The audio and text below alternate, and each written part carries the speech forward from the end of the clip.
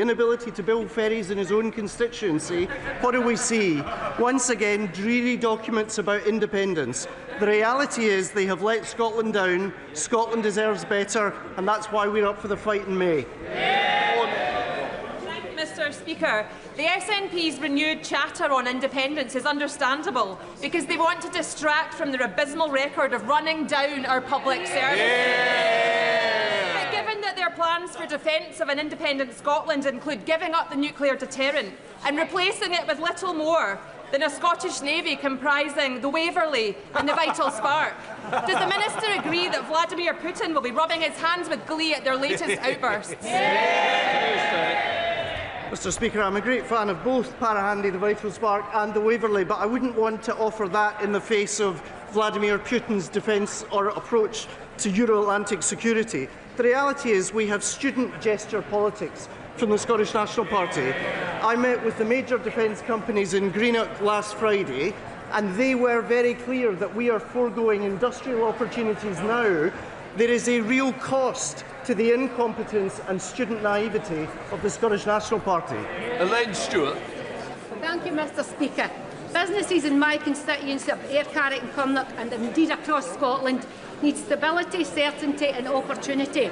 Does my right honourable friend agree that this is what they are getting from a Labour government, which stands in stark contrast to the instability and uncertainty of the SNP and their obsession with independence? Well, Mr. Speaker, returning to the dispatch box as Secretary of State for Scotland, what's striking is the SNP's answers are no better than they were in 2017, 2014 or 2021. I simply ask, what is their policy on a Scottish currency? What is their policy on foreign reserves? What is their position on a Scottish pension? They're no better answering these questions now than they were 20 years ago. Stephen Gattins. Mr. Speaker. Mr. Speaker, can I join other, certainly opposition members of Parliament in welcoming the Secretary of State to his place, and I'll wish him well in that job. Mr. Speaker, the Member of Parliament for Argyll and Bute isn't the only one with a quote that might be of interest to the Secretary of State. I've got another. There's one here. Can he tell us who said this? If there's a majority, an SNP majority, it's got to be looked at in Westminster. Who said that? Secretary of State. Mr. Speaker, I sense it might be myself, and we would take seriously any SNP majority. But if they were to be returned to office, I hope they would do better than they've done over the last 18 years. But I can assure you, on this side of the House, we're not anticipating defeat, we're working for victory. Stephen Gattins. Mr. Speaker, well, this might get just a little bit awkward. It wasn't the Secretary of State, although I do welcome his contribution to this. It was actually his boss, the leader of the Labour Party, the current Prime Minister, who's about to turn up. Very awkward indeed. There he is. Now, is he going to stick to that commitment, or are we going to see Labour break yet another promise? Mr. Speaker, not least because my boss has just turned up. I always agree with my boss. But the reality is this. We are clear and unequivocal that what we don't want is the break-up of the United Kingdom. As Scots, we made our choice in 2014, and that was a better future within the United Kingdom. Red Lake. 7, sir. Minister. This government is working tirelessly to reduce the cost of living in Scotland. We've introduced the national living wage, we've delivered a generational upgrade to workers' rights and helped the Bank of England cut interest rates 5 times, putting money in people's pockets across Scotland. Furthermore, thanks to our stewardship, the IMF forecasts the UK to be the second fastest growing G7 economy this year.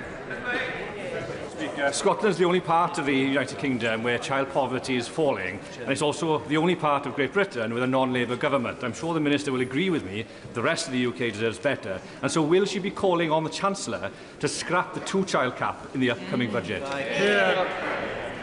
Mr Speaker, there is a child poverty strategy on the way. It will be released in due course, and I can underscore our commitment to fighting child poverty with every breath that we have. It's what Labour governments have always done. It's what Labour government will do too. Prime Minister. Thank you very much, Mr Speaker. This weekend, thousands of people will march in Edinburgh to say that Scotland demands better. And we are right to, because the Poverty Alliance say that 1 in 6 adults, around 1.2 million people, are living in food insecurity.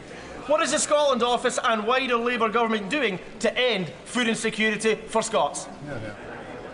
Mr Speaker, our commitment to ending poverty is clear. We have had a clear focus on living standards. We have improved the fact that work now is increasingly paying, and we're focusing on making sure that none of Scotland's children are subject to the poverty he so vividly describes. Okay. Before we come to Prime Minister's questions, I'm sure the whole House will know that this weekend the Rugby League Ashes returns for the first time since 2003. I'd like to place on record my very best wishes to the England team, which will make the major rumble in London this weekend. It's the first of 3 matches against Australia. We now come to Ross Savage. Question number 1. Prime Minister. Thank you, Mr Speaker. On Sunday, we unveiled Labour's plan to recruit hundreds of thousands of workers into clean energy, creating quality, well-paid jobs in every quarter of the United Kingdom. On Monday, we announced the new V-level qualification to make sure every young person has the skills to realise their potential. On Tuesday, our first ever regional investment summit in Birmingham secured £10 billion in investment. And today we're announcing tough new penalties to end the scandal of pollution in our rivers and seas. Mr Speaker, that's national renewal with a Labour government. Mr Speaker, yesterday I met Claire Throssell, who is here with us in the gallery today. Her 2 young sons, Paul and Jack, were murdered 11 years ago this week by her abusive ex-husband after a family court ordered he should have unsupervised contact with them. Claire's bravery and her campaign is humbling. And today, I'm pleased we can announce that we will repeal the presumption of parental involvement, putting children's safety first. Yeah. This morning, I had meetings with ministerial colleagues and others, Mr Speaker, in addition to my duties in this House. I shall have further such meetings later today. Dr. Ross Savage. Thank you, Mr Speaker, and I would like to associate myself with the Prime Minister's sympathies extended towards Claire and commend her on her bravery. Mr Speaker, I regret to inform the House that yesterday there was a very, very serious breach of national security when my PMQ was photographed heading into number 10 through a transparent folder. However, the nation can rest easy. On this occasion, no state secrets were revealed. However, it does make me wonder whether this government can be trusted with a digital ID scheme that is mandatory in all but name. Can the Prime Minister...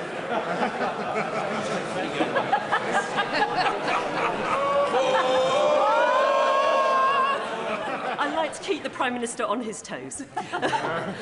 Will the Prime Minister reverse this misguided scheme, or will he persist with a plan that makes all of our personal data vulnerable to hacks and attacks? Yeah. Prime Minister. Well, I thank you for that question. The whole point of digital ID, of course, is that you can't see it, so that should at least deal with the first of her concerns. Look, it is important that we make access to services, public services, as easy as possible for people. And we all know the difficulties that so many people have accessing services, and digital ID has been shown in other countries to help. I do think this is an important step forward. I also think it's very important as part of our plan to tackle those who are entering our country illegally. Jane Kirkham. Thank you, Mr Speaker. Households in Cornwall in temporary accommodation have increased by 265% in 5 years. So I'm delighted that this Labour government is investing £39 billion into social and affordable housing. Yeah. In Cornwall, we're developing a strategy to provide housing at sites like Pydar in my constituency, which need support from Homes England. Will the Prime Minister arrange for us to meet the Housing Minister at our Homes Cornwall launch next month to accelerate discussions on a strategic partnership for Cornwall so we can build the right homes in the right places for local people? Prime Minister. Well, I know the Housing Minister would be delighted to meet my honourable friend to help unlock new homes for her constituents. We are working closely with local authorities through our small sites aggregator to build new affordable homes on brownfield sites. My goal, Mr. Speaker, is to restore the dream of home and ownership, which was stolen by the government, by the opposition when they were in government. Thank you. Leader of the opposition, Kemi Beno. Mr. Speaker, first of all, can I pay tribute to the former Conservative MP Oliver Colville, who has very sadly passed away after a long illness. Colleagues will remember him for his love of cricket and, of course, hedgehogs. He will be very much missed. Mr. Speaker, 4 victims on the Rape Gang Survivors Panel have resigned. And they've resigned because they've lost all confidence in the government's inquiry. So I'm giving my first question to one of them, to Fiona. She said, being dismissed and contradicted by a minister when you're telling the truth takes you right back to that feeling of not being believed all over again. Fiona's question is simple. What's the point in speaking up if we're just going to be called liars? Prime Minister. Can I thank her for raising that on behalf of Fiona, and let me give Fiona and the House my answer, Mr. Speaker, because the grooming scandal was one of the worst scandals of our time. Women and girls were abused and exploited by predatory gangs of men, and survivors have been ignored for many years, including by the state that, of course, is supposed to protect them. My vow to Fiona and them is that this national inquiry will change that. I do acknowledge that in recent days some members, including Fiona, have decided to step away from the panel. I say this, Mr. Speaker, should they wish to return, the door will always be open. But even if they do not, we owe it to them and to Fiona and to the country to answer the concerns that they have raised. The inquiry is not and will never be watered down. Its scope will not change. It will examine the ethnicity and religion of the offenders, and we will find the right person to chair the inquiry. I can tell the House today, Mr. Speaker, that Dame Louise Casey will now support the work of the inquiry, and it will get to the truth. Injustice will have no place to hide. Mr. Speaker, I doubt she'll be satisfied with that answer. He says that they could return to the panel if they wish to. Why would they do that? The government has been engaged in a briefing war against survivors. Elizabeth. Oh, really? They say shame? Why don't they listen to what Elizabeth had to say? Why don't they listen to what Elizabeth had to say? Elizabeth, who was abused in Rotherham from the age of 14, had this to say, and I quote, "The government has created a toxic environment for survivors." They were looking for answers from the Prime Minister, and what they've heard is Labour MPs saying shame at their words. Yesterday,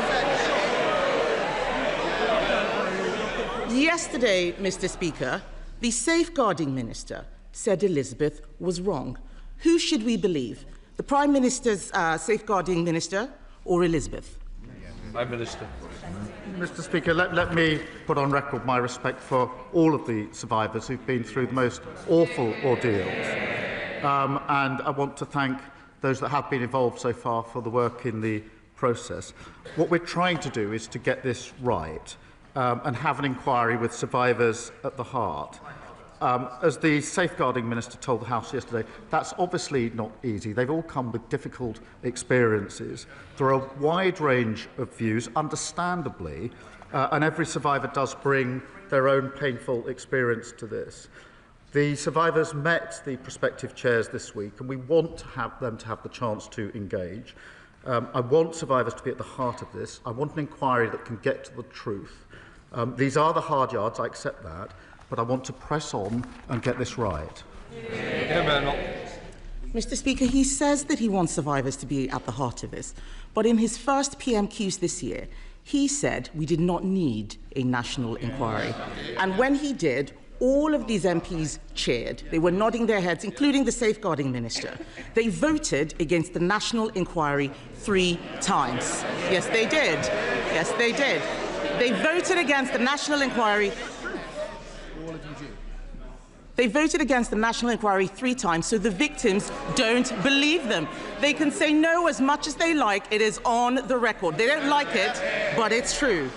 Now, one of the victims has quit. Contrary to what the Prime Minister's just said and what the Home Secretary wrote this morning, they believe that the inquiry will downplay the racial and religious motivations behind their abuse. Aren't the victims right when they call it a cover-up? Prime Minister. Well, let me reassure the victims and the House that the scope of the inquiry will not be diluted, and we won't shy away from cultural or religious issues. And, Mr. Speaker, it was me that commissioned Baroness Casey in the first place, who gave me her recommendation in relation to a national inquiry, and we have, in the 4 months since then, finalised the panel and trying to get the leadership of this inquiry right, with survivors at the heart. Mr. Speaker, in that period, we have also reopened 1,200 historic closed cases. I have long argued, Mr. Speaker, that the criminal route where it can be pursued is the right route for perpetrators. We've introduced mandatory reporting of child sex abuse. I happen to think that is a vital safeguard. I've been campaigning for that for over a decade. I asked the last government to introduce it, and that fell on deaf ears. And that mandatory reporting of child sex abuse is something each and every one of them voted against earlier this year. And we've given victims and survivors the power to seek an independent review of their cases. But, Mr. Speaker, in relation to this inquiry, I want to go as fast as we can to get the justice that is deserved. I want to ensure survivors are involved in that, and we're balancing the two to get this right, and I'll continue to do so.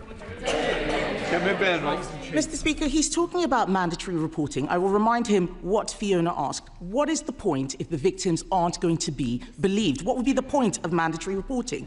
All of this is happening now. All he's saying is because 4 of those victims resigned from the survivors panel. If they hadn't done that, they would have continued with the watering down, which we all know that they were carrying out. So, yes, the victims are right to be worried. He also talked about looking for a chair. It has been 10 months since we first called for a national inquiry. 10 months. It is shocking that they still do not have a chair. One of the final 2 candidates, Mr. Speaker, has pulled out, leaving a former police officer that the victims don't want. What they do want is a judge. They deserve a judge. So, Mr. Speaker, we are talking now. We are talking about the industrial-scale rape of women and girls. Unlike most of the inquiries going on, why is it that this inquiry doesn't deserve a judge? Prime Minister. Can I answer that? It's a serious point, Mr. Speaker, because whether it should be judge-led was looked at by Louise Casey, and she decided against that for a reason, and her reasons were twofold. I'll spell them out. The first was the speed with which we could do this. And it would have been. They asked the question, and the first was the speed with which we could do this. The second is really important, and that is that at the same time as the inquiry, I was absolutely determined that criminal investigations would go on at the same time. One of the problems that judge-led inquiries run into, I've seen and experienced this myself, is that they're often held back until the end of the criminal investigations. And I was determined that we'd be able to run the two together. And it's because of that, Mr. Speaker, that we've been able to reopen 1,200 historic cases at the same time. And, Mr. Speaker, she asks, what's the point of mandatory reporting that she voted against? I don't think she understands how it works. This,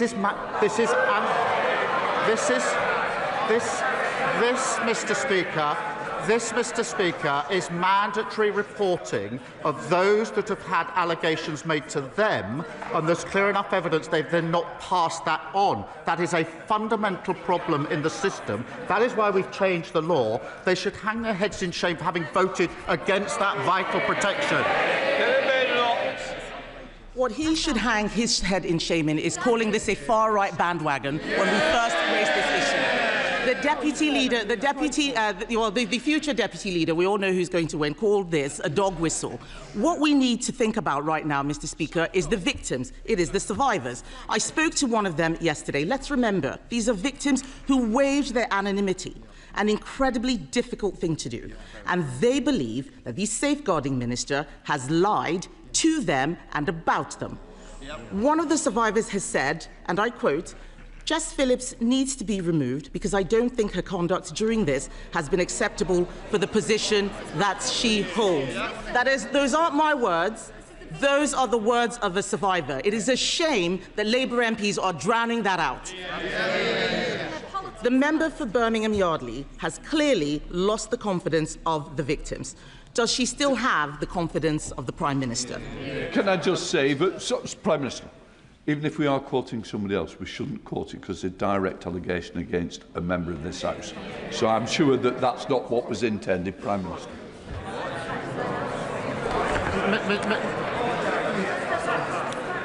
Mr. Speaker, I respect the views of all the survivors, and there are different views. I accept that. But the safeguarding minister, I think, has probably more experience than any other person in this House in dealing with violence against women and girls. Alongside her will be Louise Casey. These two individuals, Mr. Speaker, have spent decades standing up for those who have been abused and sexually exploited. And I absolutely think they're the right people to take this forward. Mr. Speaker, she doesn't have more experience than the survivors. The fact is, just a few weeks ago, he was standing there telling us he had full confidence in the best friend of a convicted paedophile. So it is no surprise that people have no confidence in what he is saying. The victims have said that she should be sacked. We on this side of the House believe that she should be sacked because this is about Labour failure. Labour never wanted this inquiry. We demanded it. It has been Labour-run councils, Trafford, Bradford, Blackpool, that tried to suppress the truth. It is Labour ministers attacking the victims. We're standing up for them. And how is it, Mr. Speaker, how is it that whether it is rape or Chinese espionage, when he's in a position to do something about it, it's always someone else's fault? Mr. Speaker, my priorities are listening to and standing up for the survivors. That's why we're doing the work on the inquiry. That's why we've reopened the criminal cases, why we brought in mandatory reporting. But I would gently remind them they had 14 years in office. They barely mentioned this issue. And where there were inquiries, they failed to act on them. We have done more in the time we've been in office than they did in 14 long years. Thank you very much, Mr. Speaker. Mental ill health affects 1 in 4 of us. It costs this country up to £300 billion a year. So will the Prime Minister join me in thanking the staff at McGull Health Park who do a brilliant job in looking after those suffering from mental ill health? And will he wish them well with their plans to set up a world-leading research and innovation centre which will make an enormous contribution towards this government's stated aim of giving mental and physical health care equal priority? Prime Minister. Well, of course I join in thanking the staff at McGull Health Park. Mr. Speaker, we are investing £15.6 billion to bring down mental health waiting lists, vital in continuing to drive down inactivity and helping people to get the care that they need. In the upcoming multi-year capital budgets, we will enable NHS Trust to accelerate decisions on local priorities, and that could include developments like the Mental Health Digital Research Centre that he champions. Leader of the Liberal Democrats, Sir Ed Davey. Thank you, Mr. Speaker. Can I agree with the Prime Minister about the words he said about Claire Frossell? And agree with him that it's right that we change the law, and I hope it's named after her sons, Jack and Paul. Mr. Speaker, given the revelations about Royal Lodge, does the Prime Minister agree that this House needs to properly scrutinise the Crown Estate to ensure taxpayers' interests are protected? The Chancellor herself has said that the current arrangements are wrong, so will the Prime Minister support a select committee inquiry so all those involved can be called for evidence, including the current occupant? Prime Minister. Well, it's important in relation to all properties, Crown properties, that there is proper scrutiny. I certainly support that. Sir Ed Davey. Well, Mr. Speaker, I hope the House can look at this properly and all people can be summoned to the relevant committee. But turning to the economy now, Mr. Speaker, I know members opposite are relieved. They are finally allowed to say the Conservatives' Brexit deal is a disaster. But, Mr. Speaker, that can't just be a political ruse to attack the honourable member for Clacton, however much he deserves it. Or even worse, Mr.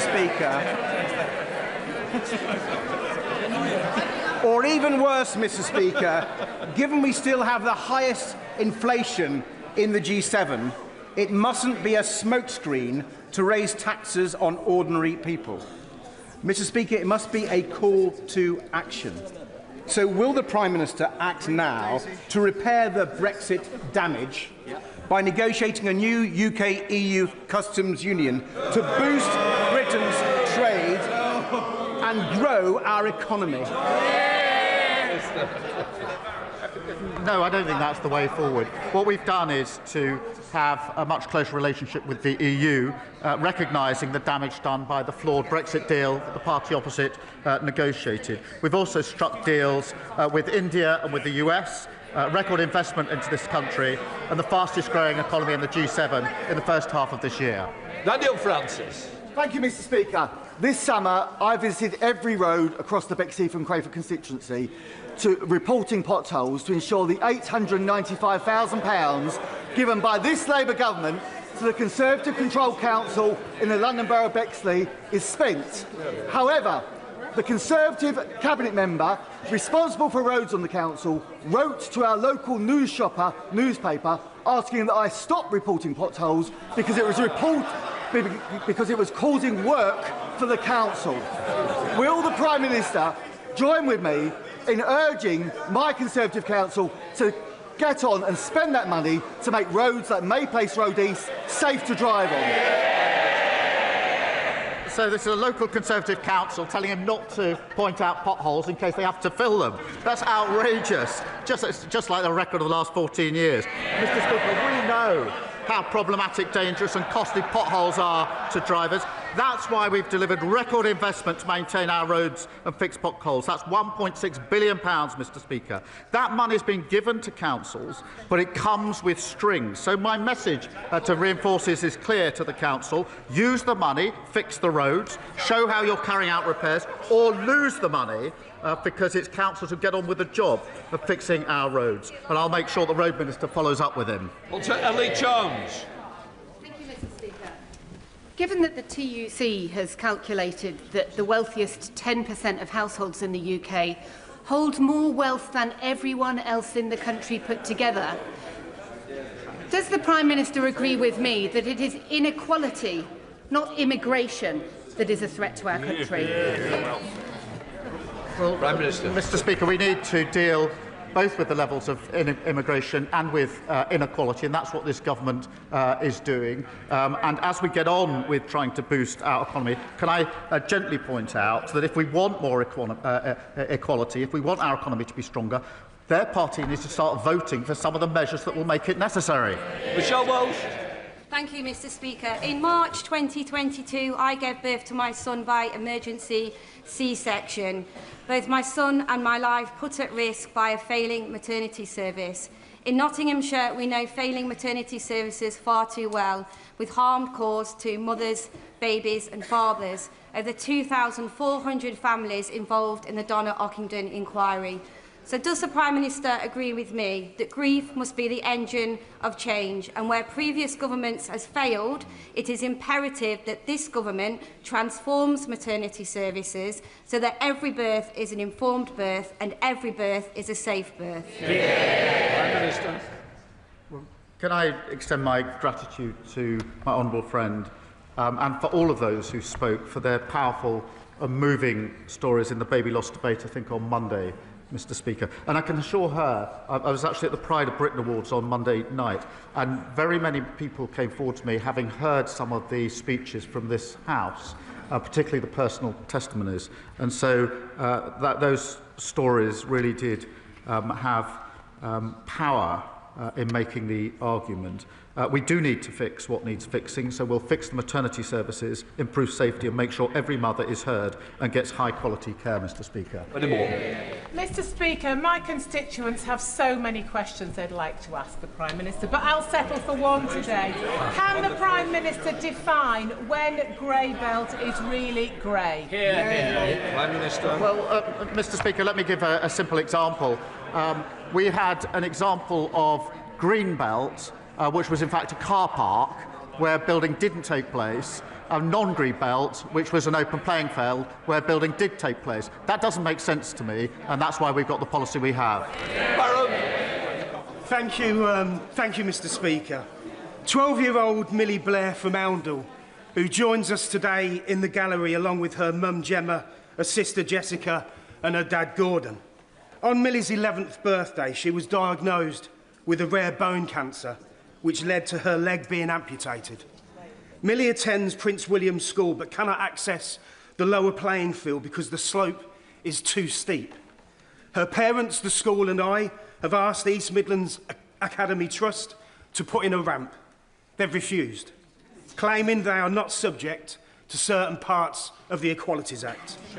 Would the Prime Minister agree with me that the Trust has an absolute moral obligation to make these adjustments so that Millie can have full access to all of the school so she can play and thrive with all of her friends? Prime Minister. Can I just welcome Millie to the gallery? She's looking down. I appreciate the members opposite can't see it, but she's smiling down with the courage and positivity that I know is everything to her, and we absolutely salute that, and we're humbled by it. In relation to the decision, Mr. Speaker, I really do find it hard to understand how a school trust could make a decision like that in relation to the ramp. And rather than, as it were, berate them from here, I would just implore them on behalf of, I think, everybody here, and Millie in particular, to just look again and please, I hope with the endorsement of the whole House, to reconsider that decision, put that ramp in and match the positivity and the courage that Millie has shown all of us. And I thank the honourable friend for raising this campaign. Thank you, Mr. Speaker. The Times has reported that local elections across the country will be delayed for a second year in a row. The leader of my local authority, Surrey County Council, has had to go on record to say that he hasn't called for elections to be cancelled, but other Conservatives clearly have. Mr. Speaker, can the Prime Minister give me a cast-iron guarantee that my constituents in Woking and others across the country will not lose their democratic right to vote?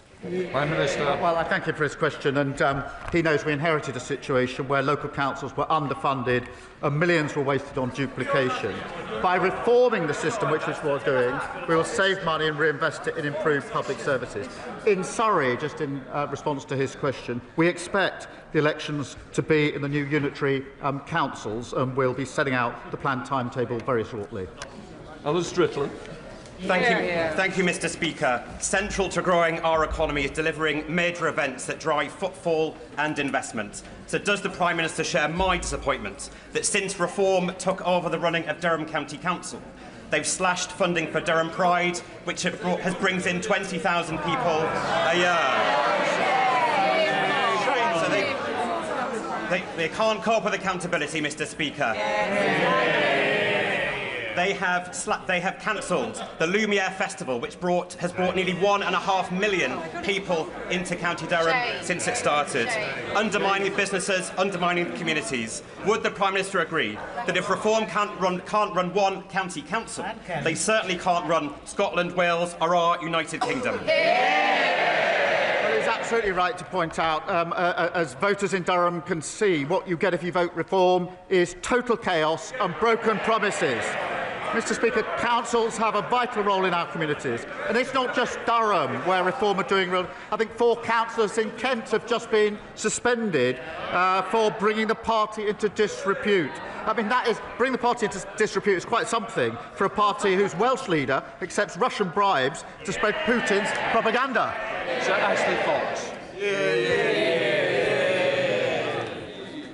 Mr. Speaker, Western Hospice Care provides an invaluable service for my constituents with a terminal illness.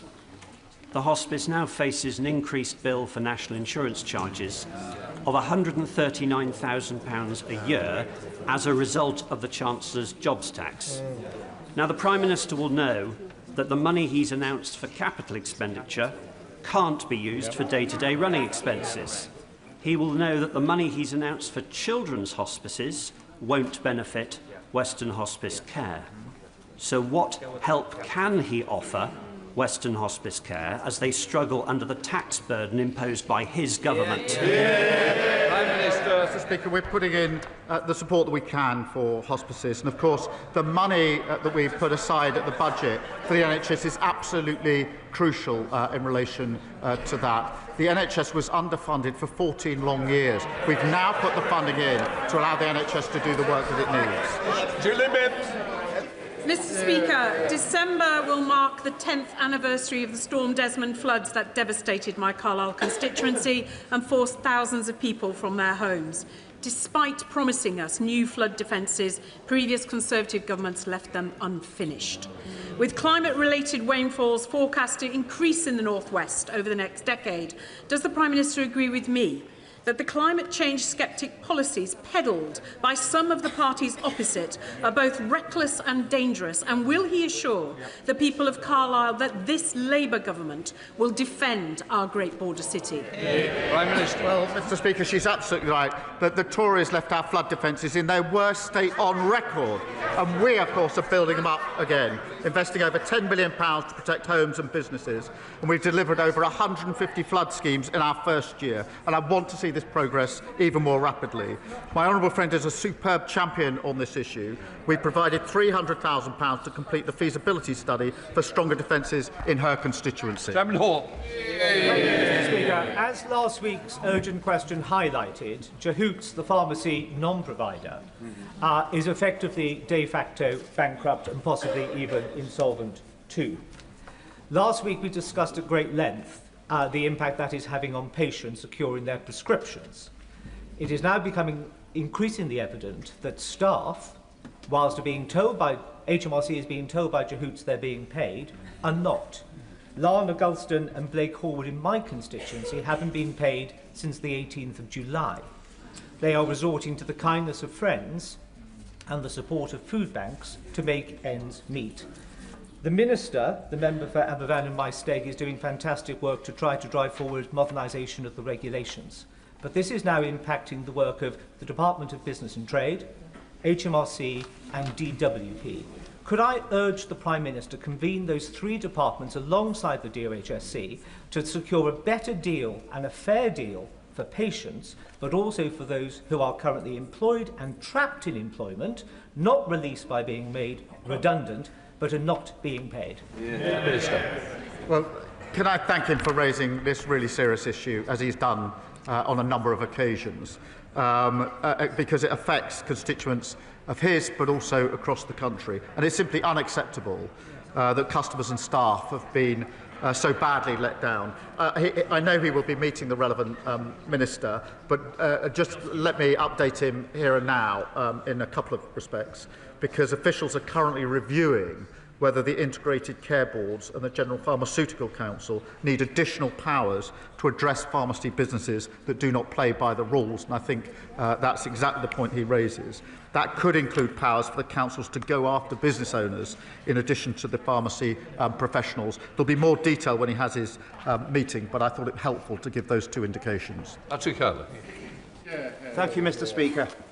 Well over 1,000 youth clubs have closed in this country since 2010, with a huge negative impact on our young people. This is despite the fact that youth clubs have had a long positive history in this country for helping young people to mature in a healthy fashion. In particular, Fab clubs help disabled and non-disabled people to build friendships in an inclusive environment. The Fab charity are here in Parliament later today to gain support for their work. So can I ask the Prime Minister to commend the work that they do, and can I also ask him to consider how best to support the youth club movement to help the next generation of young people grow into well-adjusted adults? Well, can I thank my honourable friend for his question? He's a credit to his community. I know firsthand he's done so much hard work to help heal, to rebuild and to look to a brighter future for Southport. Can I welcome Fab Charity to Parliament? They do fantastic work, Mr Speaker, to help break down barriers. And I'm proud that Labour is backing our youth clubs with £30 million of grant funding, doubling the numbers of youth hubs and providing a youth guarantee with earning or learning guaranteed for our young people. Our national youth strategy will be set out in the autumn. Rebecca Smith. Mr Speaker, last week I invited the Prime Minister to match the Conservative pledge to scrap business rates for our high streets. However, he declined. Instead, he pointed me towards the small business strategy. Since then, businesses have been in touch to tell me that this strategy will make little or no difference to their future. With 14,000 high street businesses expected to close this year alone, and with retail businesses in my constituency facing a doubling of their business rates, when will this Labour government deliver on its commitment to reduce business rates, given that they are unprepared to accept our policy of scrapping them altogether? Mr Speaker, our small business plan was drawn up with small businesses. I sent her a copy online. I hope she shared that with the 3,000 small businesses in her constituency. They show what we're doing. Well, we're reflecting what they asked us to do before they shout rubbish. This is what they asked us to do. £1 billion of additional lending to small businesses, £3 billion extra for small businesses to scale up, dealing with late payments with the biggest reform for 25 years. Alex Mayor. Thank you, Mr Speaker. As Britain faced peril in World War II, Winston Churchill took a radical step. He changed the clocks to shift extra daylight into the evenings. As the clocks go back this weekend, would the Prime Minister take a look at the evidence on trialling Churchill time again to cut carbon, reduce bills, improve road safety, boost the hospitality industry, and be the Prime Minister who will brighten up all of our lives? Prime Minister. Well, I thank her for her question, and we'll look at the relevant material. Thank you, Mr Speaker. Many in Glastonbury and Somerton are forced to travel hundreds of miles to see an NHS dentist, or suffer in agony, or fall into debt to pay for private treatment, or turn to DIY dentistry, like Jennifer, who extracted 2 of her teeth over the weekend. They simply can't wait for the consultation on the broken NHS contract. Mr Speaker, they deserve immediate action. So will the Prime Minister outline what measures he's taking to end the dental desert in Somerset for good? Prime Minister. Well, can I thank her for raising this, because added to the list of shocking things the last government left was the shocking state of NHS dentistry, broken like everything else under the last government. In relation to her question, we are rolling out extra urgent care appointments. In Somerset, Integrated Care Board is expected to deliver over 13,000 extra dental appointments this year, and I'll give her more details in due course. We're also reforming the dental contract, which will shift focus onto retaining NHS dentists. Final question now, please, Tuffle. Thank you, Mr Speaker. Ahmed Al-Ibrahim was only 16 years old when he was fatally stabbed in Huddersfield. His life was cruelly taken away in what the police described as an unprovoked and motiveless attack. On a visit to Netherhall Learning Campus in my constituency last week, I know how important this issue is for young people. So will the Prime Minister commit to redoubling efforts to tackle serious violence and knife crime through more visible policing, stronger prevention and investment in youth services? Prime Minister. Can I thank her for raising this devastating case, and my thoughts, I'm sure those of the whole House, are with the family and friends. Through our crime and policing bill, we're increasing penalties for the illegal sale of knives and giving police new powers to seize knives likely to be used for violence or cause harm. We've also launched a coalition to tackle knife crime, to bring together campaigners and community leaders to tackle the root causes of knife crime and help protect the next generation. The 'Front benches change over. Prime Minister. Prime Minister. Can I thank her for raising this, because added to the list of shocking things the last government left was the shocking state of NHS dentistry, broken like everything else under the last government. In relation to her question, we are rolling out extra urgent care appointments. In Somerset, Integrated Care Board is expected to deliver over 13,000 extra dental appointments this year, and I'll give her more details in due course. We're also launching a coalition to tackle knife crime, to bring together campaigners and community leaders to tackle the root causes of knife crime and help protect the next generation. Thank you.